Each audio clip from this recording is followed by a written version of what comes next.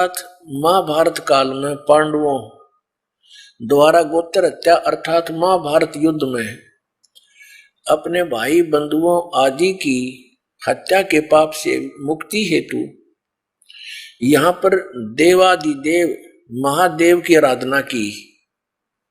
अपना पाप नाश करने के लिए भगवान शंकर भगवान की पूजा की उन्होंने, ये पांडवों ने। इसी प्रसंग में पुराणों में एक कथा आती है। भगवान वेद व्यास जी की आज्ञा से पांडव केदार क्षेत्र में गए। भगवान महिष यानी भैंस का रूप धारण कर केदार अंचल में विचरण करने लगे। भगवान शंकर ने भैंस का रूप धारण किया और उस केदार अंचल में यानी उस क्षेत्र में घूमने लगे भैंस बनकर। और भीम ने भगवान शिव को मायावी महिषी के रूप में पहचान लिया। अब नो कहे भीम ने वो पहचान लिया कि यो भगवान शिव है भैंस के रूप में, और वे ऐसा जानकर भगवान शिव महिष रूप में पृथ्वी में समा ही रहे थे कि महाबली भीम ने दौड़कर उनका पिछला भाग पकड़ लिया।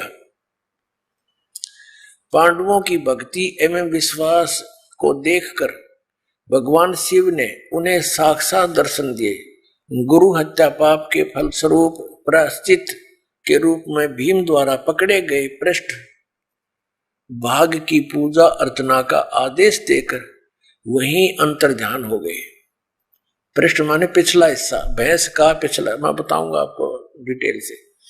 पृष्ठ भाग ने शिला का रूप धारण किया, पत्थर बन गया फिर पिछला हिस्सा। अब ये क्या कहना चाहते हैं कि जब इन पांडवों को श्री कृष्ण जी ने आदेश दे दिया था कि तुम्हारे ऊपर एक भयंकर पाप है, जो महाभारत में तुमने बंधुघात किया, गुरुजन मार दिए, कितना अत्याचार किया, इसके मोक्ष के लिए तुम हिमालय में जाओ और वहां तपस्या करो अंतिम श्वास तक।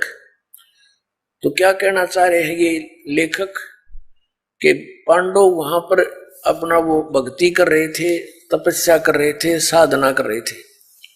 भगवान शिव आगे वहां पर भैंस रूप धारण करके अन्यों के भीम ने पहचान लिए और भीम दौड़ा तो भगवान शंकर समझ गए उसको, इस कारण से वो पृथ्वी में समान लग गए।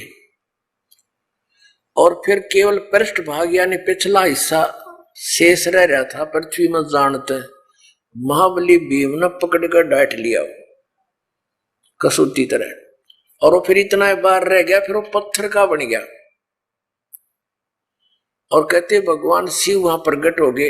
ये काल का छल है सारा, ये शिव रूप में प्रकट हो गया और उनको कह दिया कि तुम बस इसकी पूजा करो भैंस के पिछले हिस्से की, और टट्टी गोबर के स्थान की भीम पूजा करने ला दिए, और वो बन गया तीर्थ स्थान।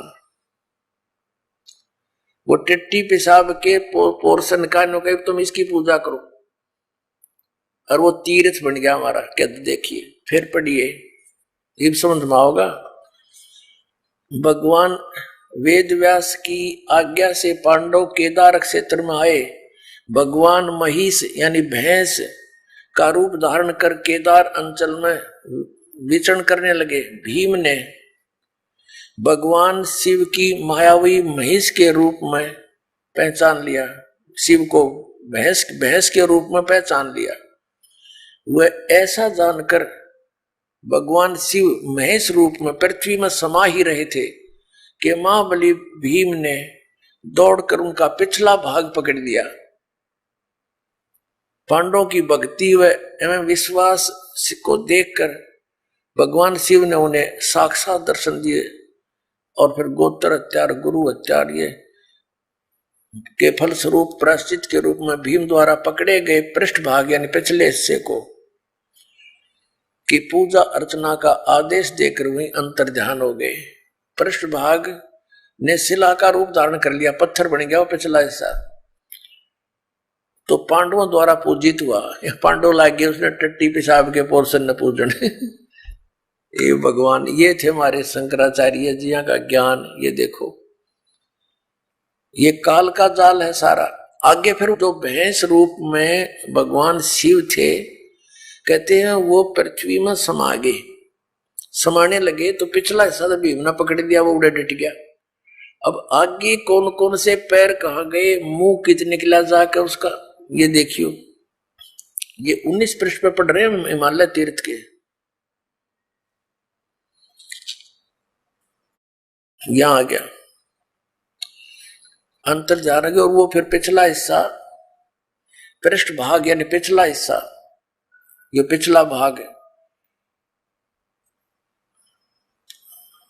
भीम द्वारा पृष्ठ भाग जो है निशिला का रूप धारण कर लिया और पांडवों द्वारा पूजित हुआ। पांडव उसकी पूजा करने लगे, फिर पूछड़ की, और तब से आज तक पूजित है। आज तक उससे की पूजा पर लग रहे हैं भक्त। महिष का अगर भाग नेपाल में जाकर प्रकट हुआ, ओहो। और जो पशुपति नाथ के नाम से विख्यात हुआ। अरे वाह देवताओं, कहते हैं उस भैंस का अगला मुंह सिर उड़ा निकला जाके कहा, नेपाल में। ओहो। महेश का अगर भाग यानी अगला हिस्सा, मुंह सिर, नेपाल में जाकर प्रकट हुआ, जो पशुपति नाथ के नाम से विख्यात हुआ। अब वहां पशुपति नाथ के नाम से मंदिर बन गया, लोग वहां पूजन लगे। ये इन हमारे शंकराचार्यों द्वारा दिया गए ज्ञान पर आधारित पुण्यात्मा वो साधना कर रहे हैं। महिष के अन्य 4 भाग कर्म से तुंगनाथ में बाहु, रुद्रनाथ में मुख, मद महेश्वर में नाभि और कल्पेश्वर में जटा।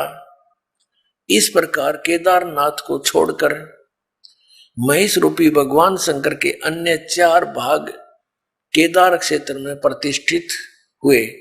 केदारनाथ सहित ये स्थान पंच केदार नाम से विख्यात है। अब देखो, नेपाल में पहुंच गया अगर भाग, महिष का अगर भाग नेपाल में अगला हिस्सा, और बाकी ये सारे भारत में रह गए। और वो नेपाल में जो पशुपति नाथ की पूजा होती है, वह ऐसे इनके बनाए हुए ये अपना विधान है। देखो पुण्यात्माओं, हमने वो साधना करनी है जो हमारे पवित्र वेदों और पवित्र गीता में लिखी। हम ये नहीं कहते कि ऐसा ना हुआ होगा। भक्ति मार्ग